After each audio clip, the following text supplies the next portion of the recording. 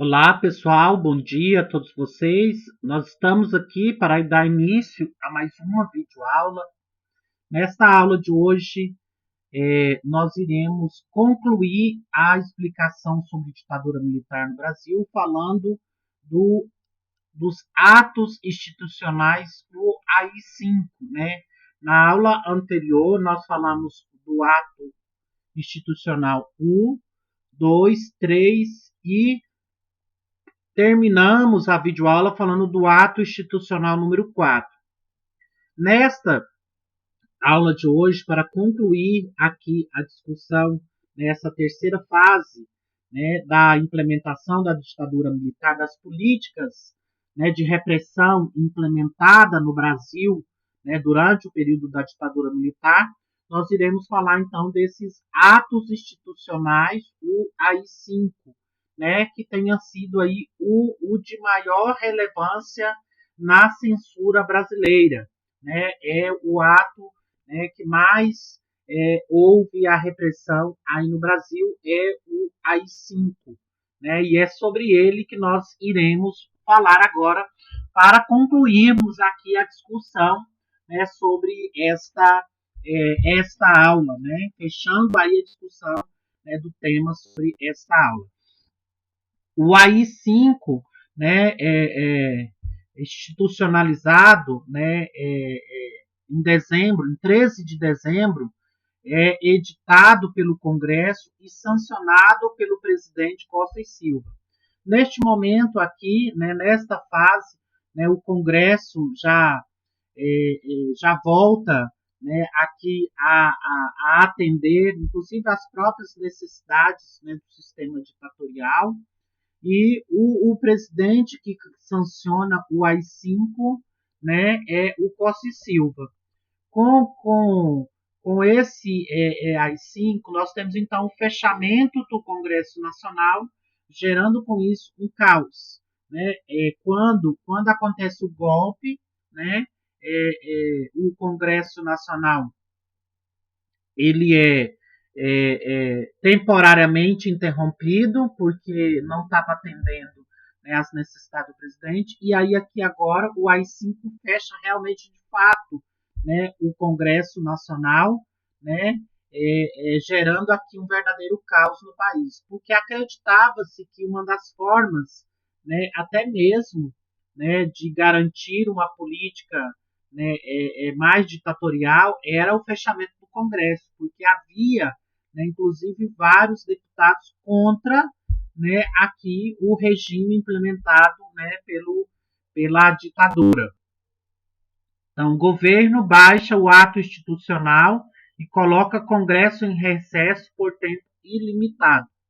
Nós temos aqui a imagem, né, do presidente Costa e Silva, né, que é, inclusive, que ficou responsável aí, né, para esse fechamento. Então, há o recesso do parlamento, né, o Congresso é fechado, né, passando a tomar as decisões políticas do próprio presidente. O presidente, então, passa a ter plenos poderes, né? Aqui passa a governar, inclusive até de forma arbitrária, né? Intervir em estados e municípios, né? O próprio presidente, né? Ele vai intervir aqui, né, nas decisões tanto da escolha dos governadores quanto aí, né, dos municípios. A prerrogativa previdencial, suspender direitos políticos e cassação de mandato. Então, como eu disse para vocês, o AI-5 é o mais severo, foi o mais radical dos atos institucionais, né, estabelecidos aqui, né, pela ditadura militar. Ficava extinto, em caso de crime políticos ou contra a economia, né, o habeas corpus, né, que é inclusive, né, essa proteção do corpo, né, habeas corpus significa isso, né, proteger, né, a pessoa, né, aqui contra qualquer crime. O presidente poderia decretar a qualquer momento estado de sítio, ou seja, estado de calamidade, né, estado de proteção. E aí todos os poderes nas mãos, né, dos ministros e do presidente, né, militar. O AI-5 decreta, então, 477, né, leis de segurança nacional. Nós temos aí o SNI para os futuros presidentes. É criado o COD, né, aqui o CENIMAR, o CISA e DOPS, que todos são aqui grupos, né, para proteger aí, né, a implementação do poder militar. Então, é como se fossem instituições criadas, né, aqui para prender, né, e esses regimes aqui são para fiscalizar. 200 mil dedos duros, Oban, Esquadrão da Morte e Fleury. E o AI-5, então, se torna aí um dos mais, né, violentos para a época.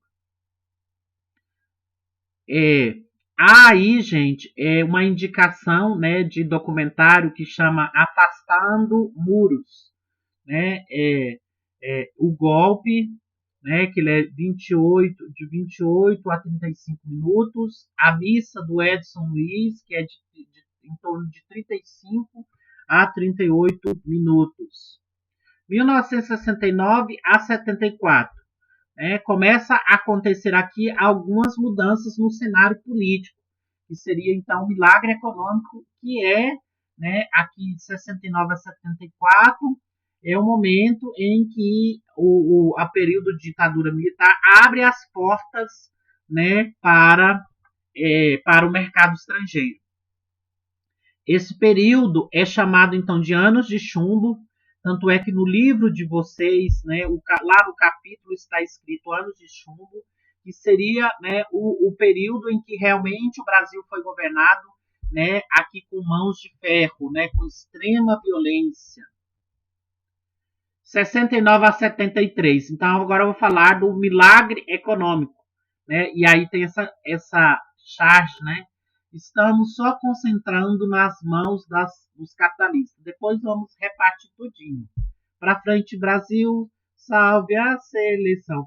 E aí, gente, então, esse milagre econômico é o momento, né, em que o Brasil abre as portas aqui para o capitalismo, né, para as empresas multinacionais.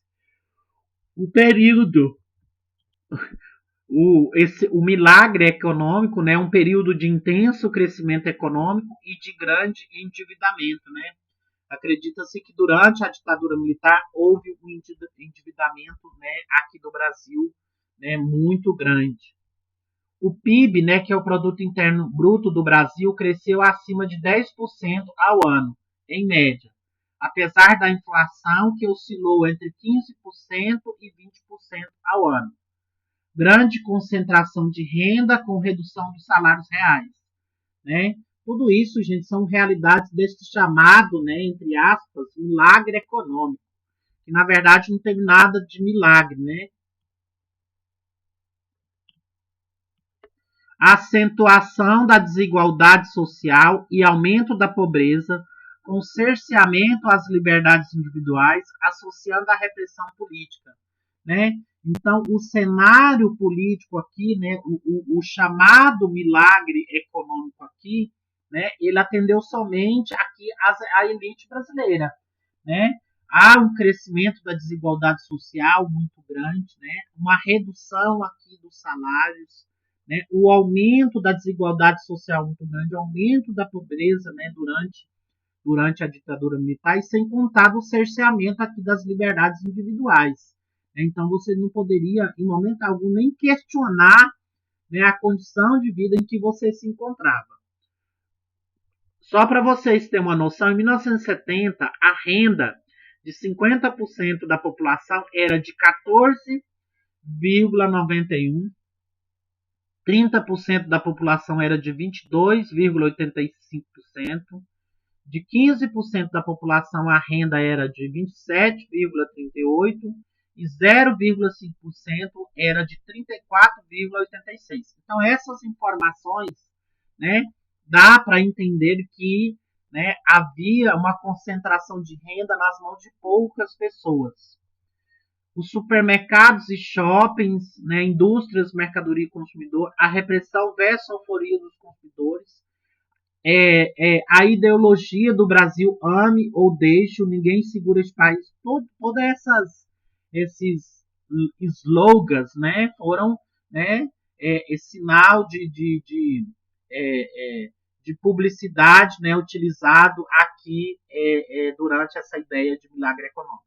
E aí, gente, uma das estratégias, inclusive utilizado aí, né, nem na década de 70 pela ditadura militar, era incentivar aqui, dar, né, margem, dar abertura ao futebol, né, porque enquanto o brasileiro estava lá, né, preocupado e estava assistindo futebol, ele tinha menos tempo para reivindicar e criticar, né, a situação de miséria em que eles viviam, né?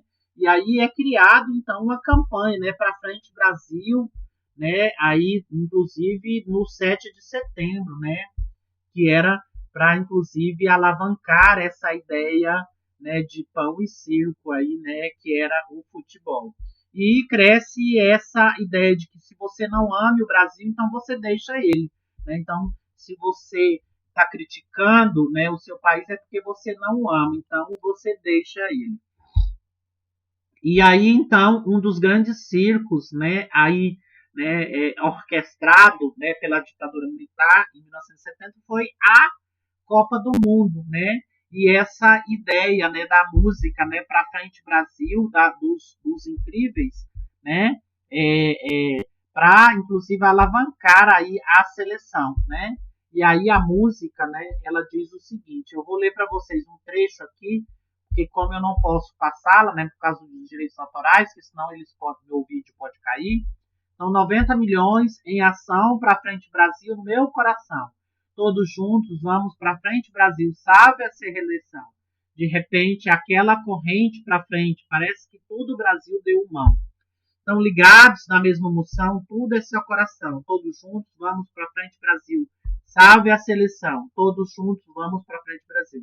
E aí segue, né, a canção, né, alavancando aí a Copa do Mundo, né, aí a Copa de 70, que era também uma forma, né, de alegrar o brasileiro para que ele ficasse lá concentrado na Copa do Mundo e esquecesse um pouco, né, aí de criticar o governo, né? E aí é criado então essa campanha, né, para frente Brasil aí, né, utilizando, né,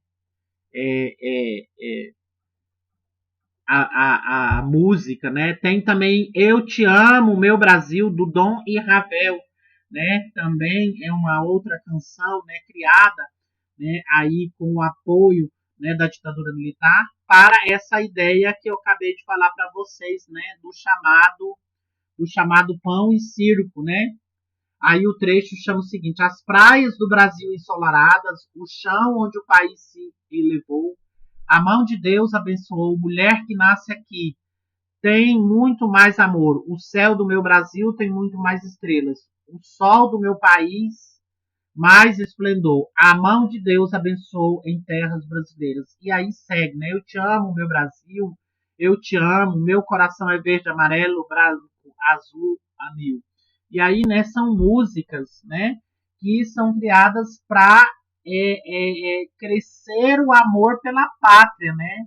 Aí, né, incentivar o Brasil, né, os brasileiros a amar a sua pátria. Enquanto isso, né, o brasileiro não teria tempo de reivindicar, né, porque aquele que amaria o seu país, né, estava disposto a fazer qualquer coisa por ele. Este é um país que vai para frente.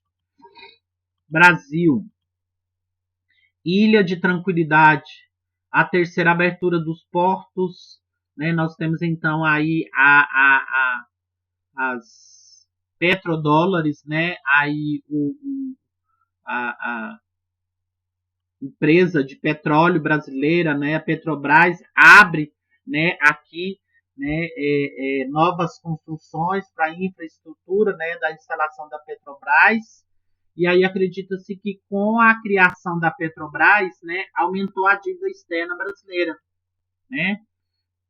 A construção de infraestrutura aqui, polo químico da Bahia e a indústria de base, né? Grandes projetos, né, foram implementados aí durante esse período do milagre econômico da ditadura militar, que foi a construção da Transamazônica, da ponte Rio-Niterói, as usinas, usina nuclear de Angra, né, a ferrovia de aço, né, tudo isso, né, foi criado para o chamado milagre econômico. Os anos 69 e 63, né, os anos de chumbo. Como eu disse para vocês, esse período, né, que inclusive é o título do conteúdo lá do livro de vocês, que é o período de maior ditadura militar, né, onde que realmente, né, essa expressão anos de chumbo foi aplicada inicialmente a um fenômeno da Europa Ocidental relacionado com a Guerra Fria e com estratégia de extensão, e que nos anos 70 e 80, marcados pela violência política, pela luta armada e pelo terrorismo de esquerda e de direita, bem como pelo endurecimento do aparato repressivo dos Estados democráticos da Europa Ocidental, né, foi estabelecidos aqui também no Brasil, né, essa ideia aí do chamado Anos de Chumbo. Anos de chumbo do AI-5 em 13 de dezembro de 1968 até o final do governo Médici em março de 1974. Feroz combate entre a extrema esquerda de um lado e de outro o aparelho repressivo policial militar do Estado. O governo é apoiado por organizações paramilitares e grandes empresas, né? Seria aquela ideia, né? Eu não escuto e não vejo. Opções que se tinha naquele momento, né, durante o período de anos de chumbo. Qual era a opção, né, que era dada ao brasileiro, né, que queria ficar e aí queria permanecer no Brasil, né, durante esse período dos anos de chumbo? A primeira opção era estudar, a segunda era viver no exílio, a terceira era lutar, né, aqui nas Forças Armadas, tanto nas forças urbanas quanto nas forças rurais, né? Então era você, né, entrar para o exército. É um período da caça às bruxas. As bruxas seria aqui, né, os comunistas, que seriam, né, os líderes guerrilheiros, o líder dos movimentos contra a ditadura militar, né? A Universidade de Brasília, né, foi considerada aqui o inimigo do Estado, né, porque os estudantes que ali estavam, né, questionava, né, o modelo de ditadura existente no Brasil. A USP, né, a Universidade de São Paulo, a Universidade Federal do Rio e o Colégio Vocacional. Todas essas eram instituições, né, que havia um estudante que lutava e que reunia contra a ditadura militar.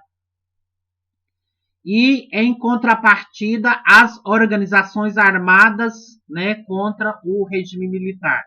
Aí, gente, então, como eu disse para vocês, na formação das guerrilhas, né, então houve, né, grupos armados aí que lutaram, né, contra o regime militar, né? Então, a grande maioria da população brasileira não ficaram, né, aí, né, aguardando tranquilamente, né, aqui as atrocidades cometidas pela ditadura militar.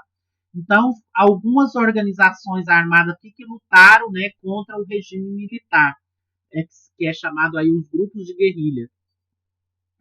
Então, tem a Ação Libertadora Nacional, né, que é o ALN, o Comando de Libertação Nacional, o COLINA, o MNR, Movimento de Libertação Popular, o MOLIPO, Movimento Revolucionário 8 de Outubro, o MR8, o PCB, né, o Partido Comunista do Brasil, o PCdoB, né, o Partido Comunista Brasileiro Revolucionário, o PCBR, Partido Operário Comunista, né, o POC, o POC, o POLOP, Val Palmares, Vanguarda Popular Revolucionária, né, que era VPR, VARP ou VARPAL. Tudo isso aqui são organizações, né, armadas. Principais movimentos de direita. Instituto de Pesquisa e Estudos Sociais, o IPES, que eu falei lá na primeira aula, né, sobre a ditadura militar, o Instituto Brasileiro de Ação Democrática, o IBAD, a Campanha da Mulher pela Democracia, o CAND, financiada pelo IPES, a União Cívica Feminina, né, a UCF, sob a orientação do IPES, a Associação dos Dirigentes Cristãos de Empresas, o Movimento Anticomunista, Frente da Juventude Democrática, formada por estudantes anticomunistas radicais, o Comando de Caça aos Comunistas CCC, formado por estudantes anticomunistas radicais. Então, dentro do mesmo jeito que existia, né, os grupos de esquerda, né, aí, né, liderado pelas guerrilhas e pelos movimentos estudantis, tinha um movimento de direita, né? Então, os estudantes, né, havia uma parcela dos estudantes que era a favor da ditadura militar, né? Por incrível que pareça, existia, né, aí estudantes que apoiavam, né, a ditadura militar. Então, durante esse período, houve o desaparecimento e morte de milhares de militantes políticos e estudantes de esquerda. A liberdade de imprensa, a de expressão e a de manifestação foram cerceadas. Tudo isso durante esse período da Era de Chumbo. Por outro lado, alguns noticiários, como o Jornal Nacional, tentavam transmitir a imagem de um Brasil democrático e retratavam o evidente desenvolvimento nacional. Então, a TV Globo, né, naquele momento, ela estava do lado da ditadura militar. Né? Tanto é que o Roberto Marinho, né, que ganha a concessão para a instalação da Rede Globo, né, foi com o aval dos militares.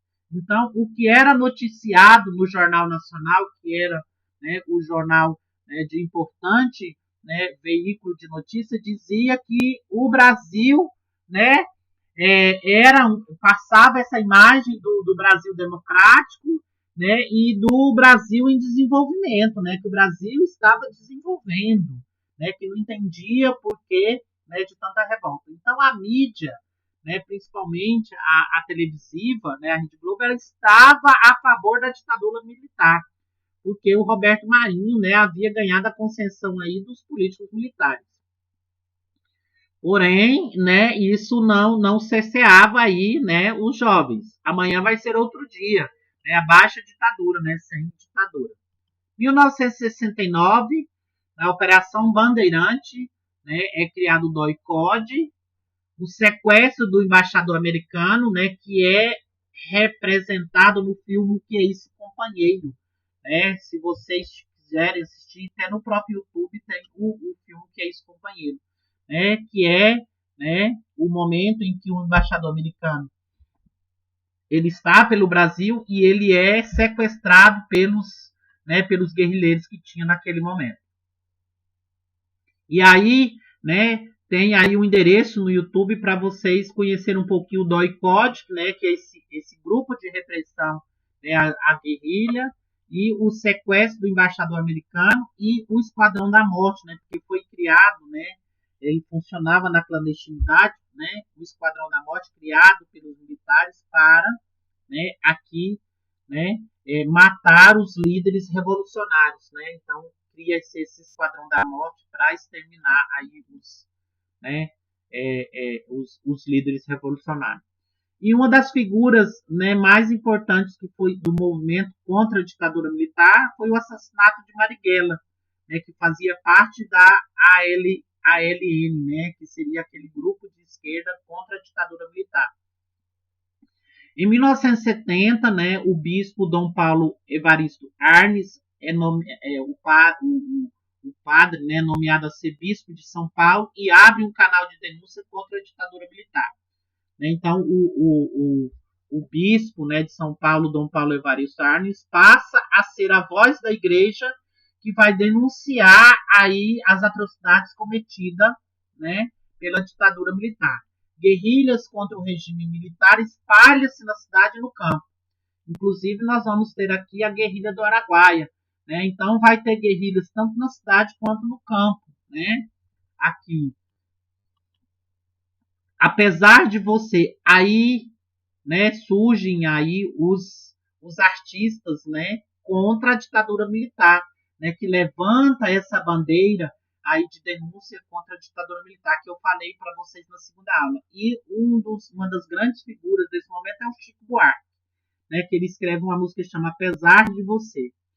Vendo circular pelas ruas os automóveis com adesivo Brasil, ame ou deixe, o Chico Buarque, então, né, descontente com essa falsa política que vendia do Brasil, ele se viu obrigado a reagir com a sua melhor arma, a música.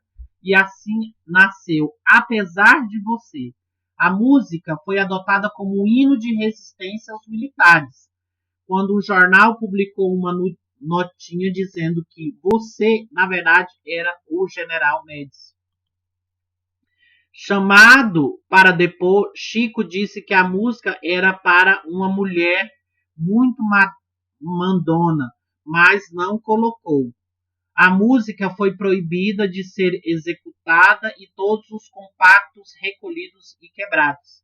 Então, era essa forma, né, de repressão à cultura naquele momento.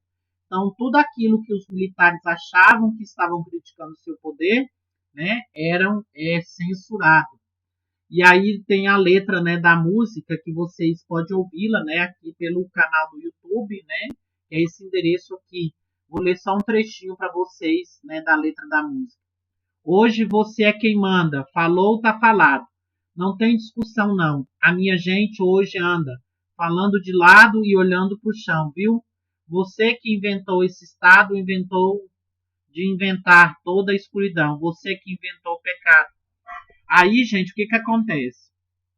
Quando o Chico Buarque foi chamado, né, para depor lá no COD, né, que era essa instituição de repressão, né, aí, né, que era essa delegacia, né, essa polícia, né, repressiva, ele disse que não, que a letra foi escrita, né, para homenagear uma mulher mandona, mas na verdade era uma metáfora que ele estava utilizando, né, que era o governo, né, esse mandão aí era o governo naquele momento. Há também uma outra grande bandeira de luta, né, aqui do Chico Buarque, do Gilberto Gil, o Cálice, né, que também se tornou assim junto com o Caminhando e Cantando, o Cálice, né, também tornou-se um hino aqui para, né, o movimento revolucionário. O Cálice é uma canção escrita e interpretada por Chico Buarque e Gilberto Gil em 1973. Na canção percebe-se elaborado jogo de palavras para despistar a censura da ditadura militar. A palavra título, por exemplo, é cantado pelo coral que acompanha o cantor de forma a soar como um raivoso cala-se. A canção teve a sua execução proibida durante anos no Brasil. Na versão, Milton Nascimento canta os versos de Gil, né? E aí, na verdade, não é cálice, né? Mas a ideia né, dizer cala-se, né? Esse governo, né, que repreende, né, todas as formas de expressão. Aí nós temos então o endereço, né, para você ouvir a letra aí, né, no YouTube, tá? Então, se vocês quiserem ouvir a letra da música, tá aqui o endereço. Tá? Vocês então assistam depois. Aqui eu tenho a letra, né? Aí a composição, né, do Chico Buarque e do Gilberto Gil. Vou ler só um trechinho para vocês. Pai, afasta de mim esse cálice de vinho tinto de sangue. Como beber dessa bebida amarga, tragar a dor, engolir a labuta, mesmo calada a boca.